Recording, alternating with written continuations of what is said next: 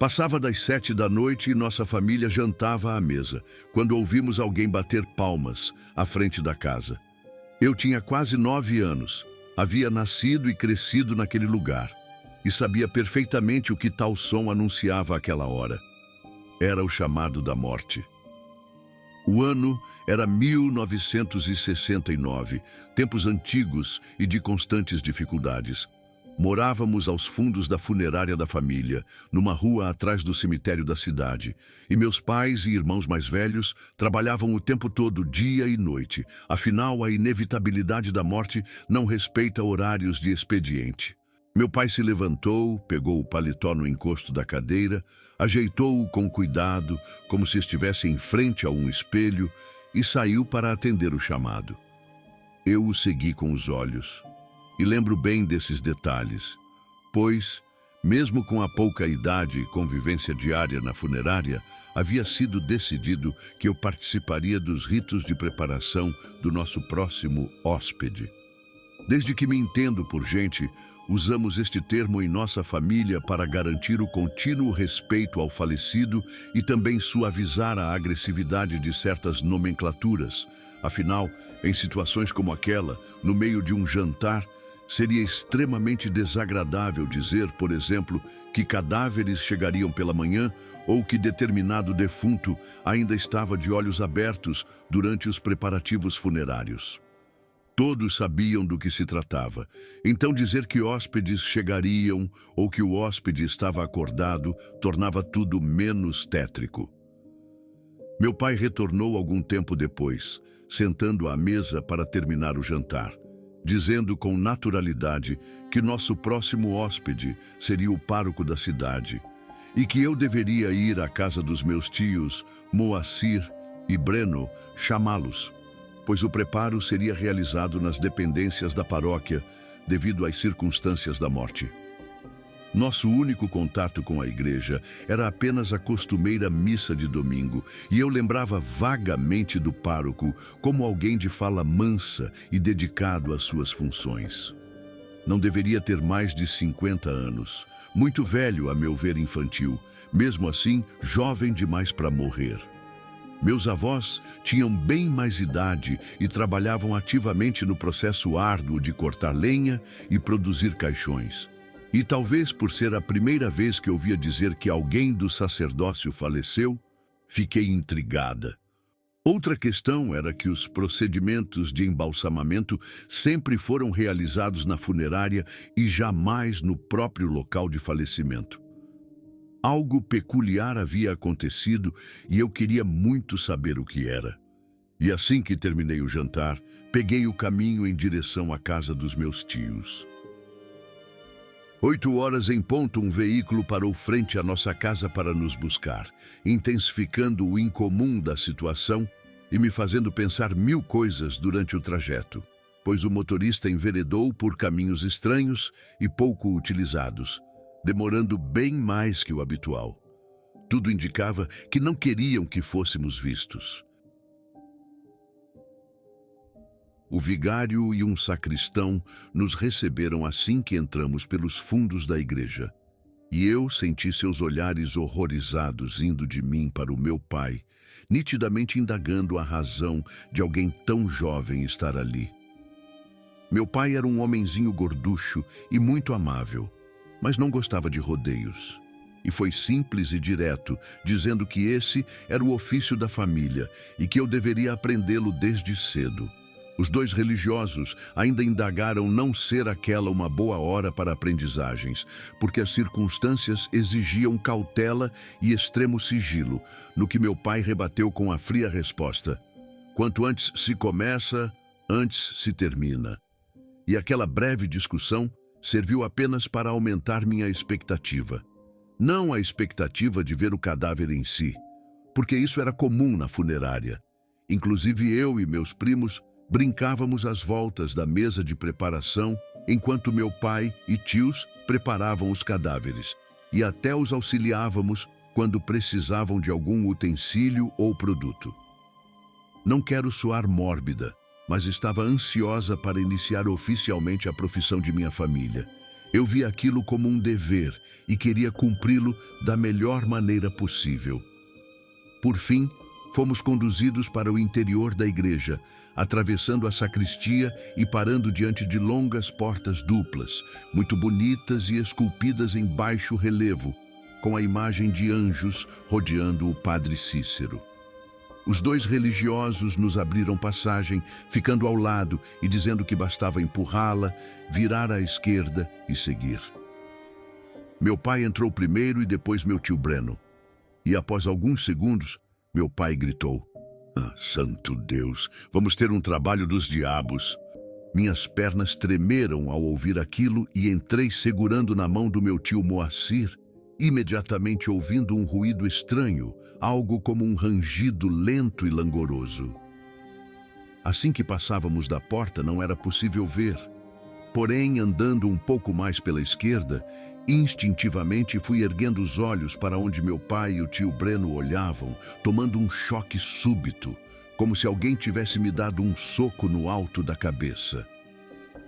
Preso ao teto de madeira aparente, estava o pároco seminu, apenas de ceroulas, o corpo balançando como um pêndulo de carne, o pescoço enlaçado numa corda rústica, que gemia doentiamente sobre seu peso. Passado o choque inicial, eu tinha ido buscar um móvel com rodinhas que se encontrava num dos cantos opostos, quando ouvi um dos religiosos se aproximar e dizer em tom de sarcasmo: "Onde está a menina? Foi vomitar ou chorar escondida?" Suas palavras foram completamente ignoradas, pois passei por eles. Posicionei o móvel próximo ao pároco e, sob as orientações do meu pai, cortei a corda com uma navalha, fazendo a lâmina destrinchar suas fibras. E num único instante, o peso morto despencar sobre os braços dos meus tios, que cambalearam ligeiramente antes de depositá-lo numa mesa de mogno preparada para aquela finalidade. "Agora nos deixe fazer nosso trabalho!"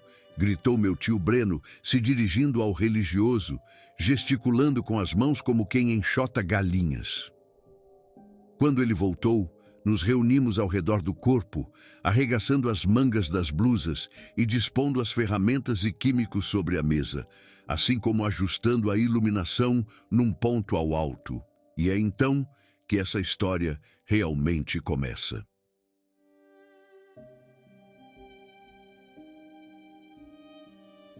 Antes de iniciar o processo de higienização, meu pai solenemente pediu licença ao cadáver do pároco e lhe encobriu o rosto com uma pequena toalha, explicando que o primeiro gesto era um ato simbólico de reconhecimento e respeito à memória do falecido, enquanto o outro visava não contatar diretamente suas expressões finais.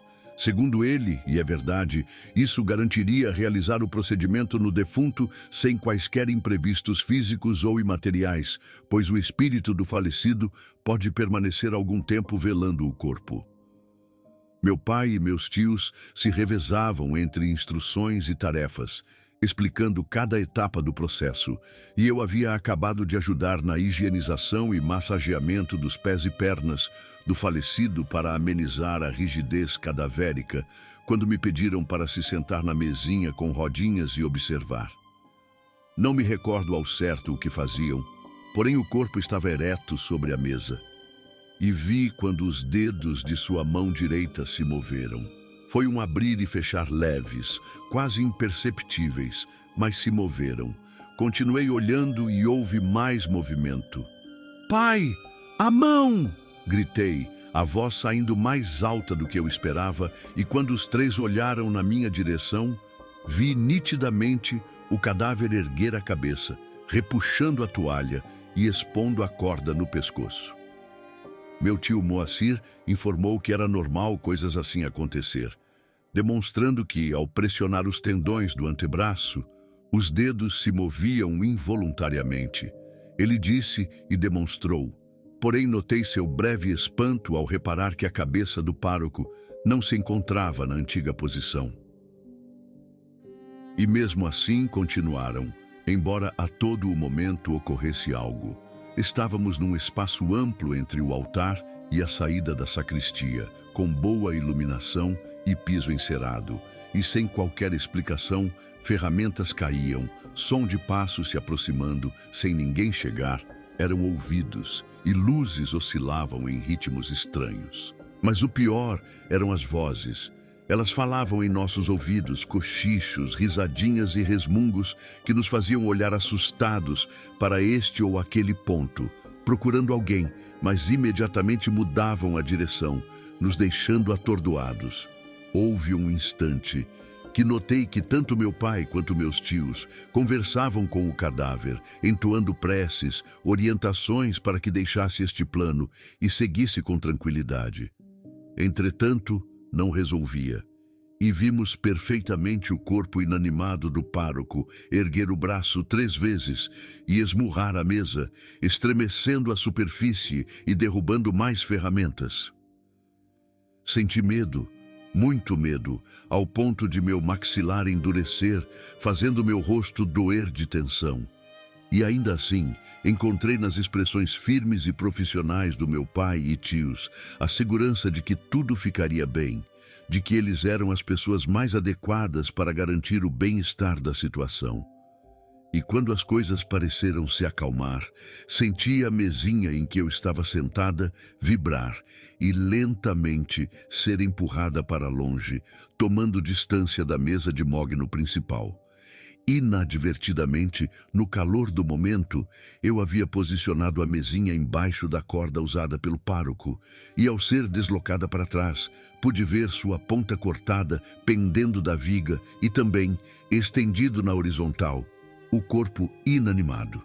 E foi nesse instante que as luzes voltaram a piscar, agora num ritmo estroboscópico e consciente, e todos viram quando a cabeça do pároco virou-se em minha direção.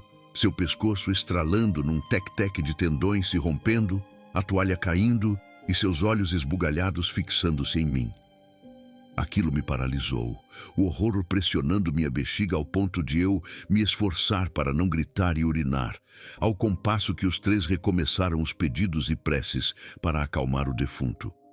Contudo, algo mais acontecia diante dos meus olhos. Algo que talvez apenas eu visse devido à posição e o efeito piscante das luzes. Como numa sobreposição de imagens tremidas e oscilantes, vislumbrei o cadáver do pároco preso à corda, inerte com os braços relaxados ao longo do corpo, a face se retorcendo numa carranca de dor e agonia, ganhando uma cor violeta, congestionada, a língua se projetando para fora como uma terrível cobra negra. E seus pés se debatiam, tremendo e procurando algo para pisar. E ante todo esse terror, notei um peculiar detalhe. A altura que o cadáver se encontrava preso à corda era muito superior à altura do pároco, significando que talvez, de súbito, todas as manifestações cessaram, trazendo a sensação de que estávamos sendo esmagados e sem poder respirar. E só então o ar fosse liberado dos pulmões. "Pai", falei, saltando da mesinha e me aproximando. Os 3 estavam visivelmente exaustos, suas faces muito vermelhas pelo esforço e as vestes lavadas de suor. Não consegui pronunciar uma mera palavra, apenas olhei da ponta da corda até o chão e, em seguida, pela extensão do corpo e depois para a mesinha em que eu estivera sentada. E demorou alguns segundos até que meu pai entendesse, enfim, dando alguns passos para trás, avaliando todo o conjunto e compreendendo que o pároco não conseguiria fazer aquilo sozinho. Fora um homicídio e não um suicídio, e o defunto se negava a partir sob tal alcunha e queria deixar isso bem claro. Um silêncio extremamente pesado recaiu sobre o lugar, e como que em câmera lenta e os ouvidos tampados para não ouvir os reais ruídos do ambiente, vi meu pai e tio suspirarem fundo, trancando seus rostos suados numa expressão de indignação e plena derrota. E em seguida se voltarem para o corpo, dando prosseguimento ao ofício de nossa família, removendo a corda do pescoço do pároco, maquiando as marcas e a roxidão de toda a face. Aquilo se arrastou por horas e eu fiquei apenas ali, como uma espectadora incrédula, a mão tampando a boca e os olhos, somente acompanhando cada movimento. Quando tudo terminou, os dois religiosos, estranhamente os únicos em toda a igreja, entraram empurrando uma mesa com um caixão negro ilustrado sobre ela, informando que o trabalho da minha família estava finalizado e que dali para frente eles assumiriam.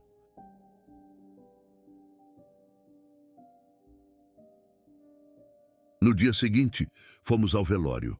Toda a cidade compareceu à igreja para o adeus derradeiro ao tão querido pároco. Ninguém parecia acreditar. Uma morte inesperada, da qual virou assunto desde as mercearias aos precários meretrícios escondidos pelas vizinhanças. Foi um arrebatamento tranquilo, ele morreu dormindo, respondia o sacristão e o vigário com suavidade aos muitos que perguntavam. E aquela sensação de câmera lenta ainda não havia passado, quando meu pai chegou ao meu lado, colocando o braço sobre o meu ombro e dizendo: "Filha, em nossa profissão, nem tudo o que vemos pode ser contado, porque mesmo entre nós, não é fácil acreditar. Sabemos o que aconteceu, mas nossa palavra contra a da igreja não é nada. Apenas tenha certeza de uma coisa: os mortos contam suas histórias e também cobram seu preço." E meu pai estava certo.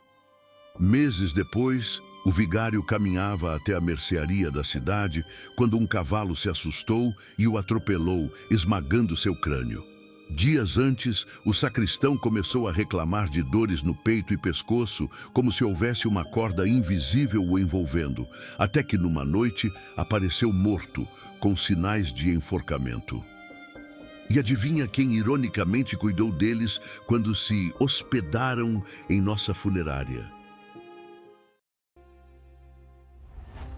Chegamos ao final, queridos ouvintes. Este foi um vídeo bônus. Vídeos especiais todas as terças e sextas. Comentários e críticas são muito importantes para melhorarmos o nosso conteúdo. Deixem suas opiniões e sugestões. Aproveitem para se inscrever e fortalecer o canal. Muito obrigado.